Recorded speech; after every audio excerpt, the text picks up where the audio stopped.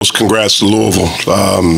Their team played really hard, really good defense. It wasn't the most probably aesthetically pleasing game to watch. It was two teams that played hard and competed and really got after it. I thought we had a really good first half. We had some guys off the bench come in and step up and give us great minutes. We were not able to sustain that in the second half, especially offensively.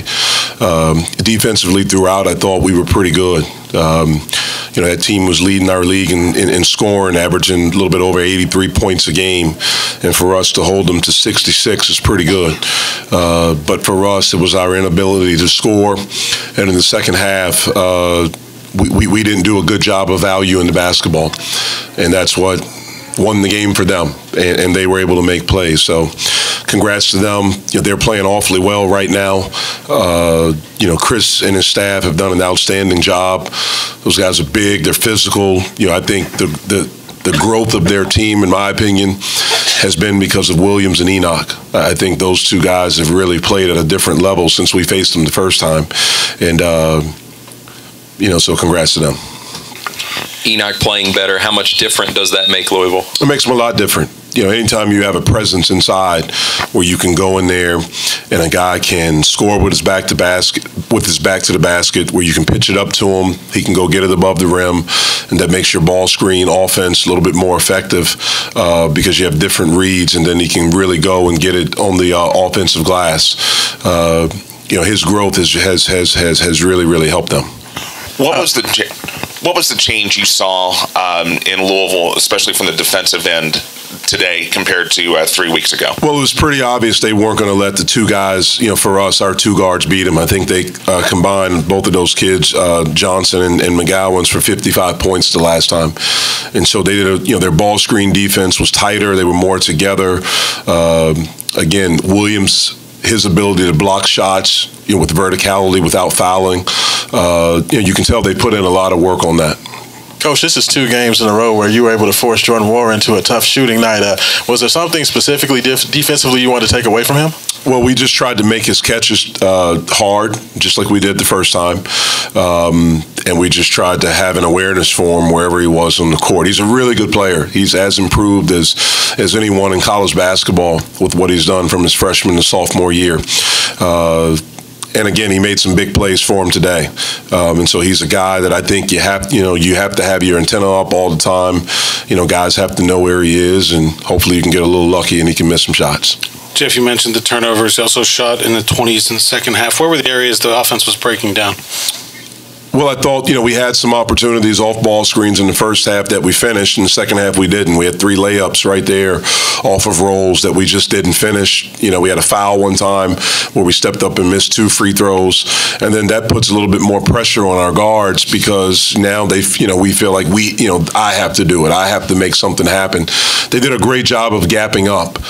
When we came off ball screens, they gapped up. And so we had pitches that were there, but, we were reluctant to shoot the 3.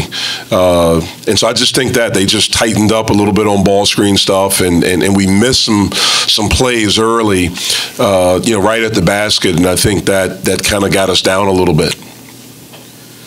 Coach, you've taken over a Pitt team that has struggled in the past, and it's a resurgence that's remarkable in college basketball. So talk about what you've instilled in this team and going forward, what you want to prove next year and going forward.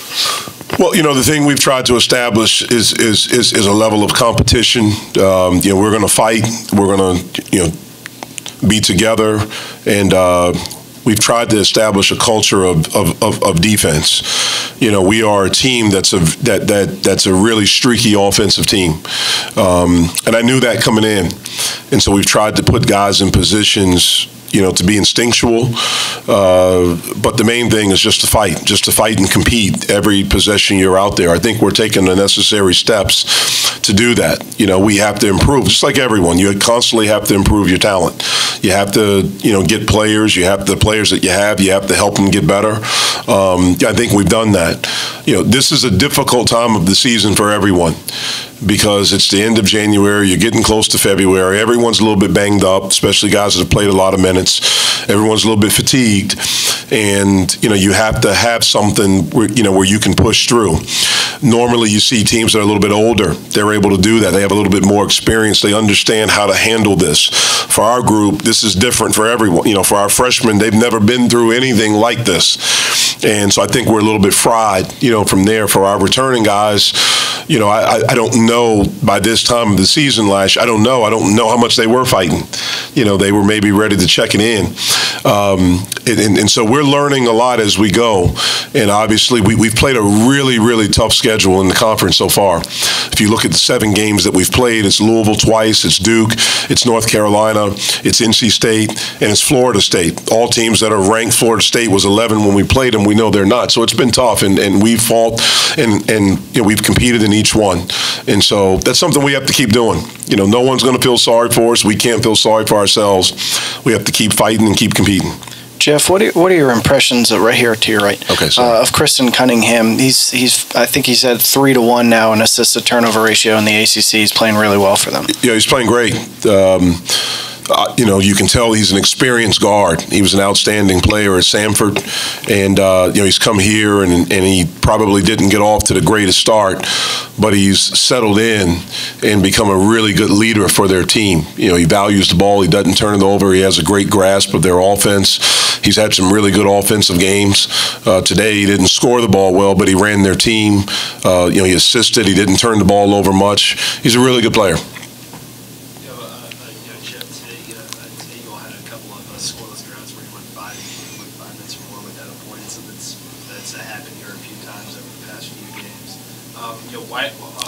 From your vantage point, why do you see those kind of things happening? Is there any common thread at all between those performances? I think the common thread is that we've played. I think you said the last 3 games we played 3 really, really good teams that are very good defensively.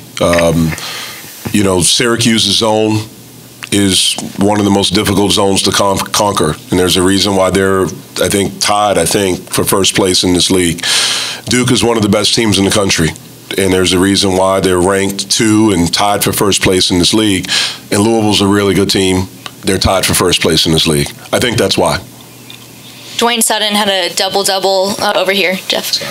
Dwayne Sutton had a double-double against you guys last time, was just short of that tonight. What do you make of him, and how do you guys go about approaching guarding him? Yeah, I think he's the ultimate glue guy, and I mean that as a compliment. I think every really good team has guys like him that they impact the game in a lot of different ways.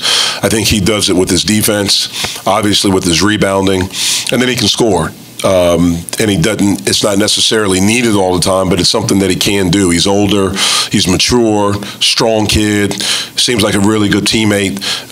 He's someone that we really, had a focus on, especially with him on the offensive glass.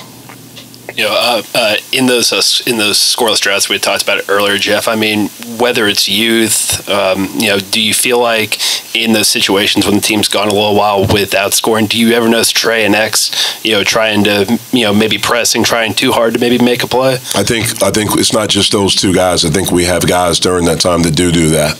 And it's coming from a great place. They want to, our guys want it so bad, and we're learning how to do it. And so, I think we have many guys that try to press in those situations. Thank you, guys. Players will be available.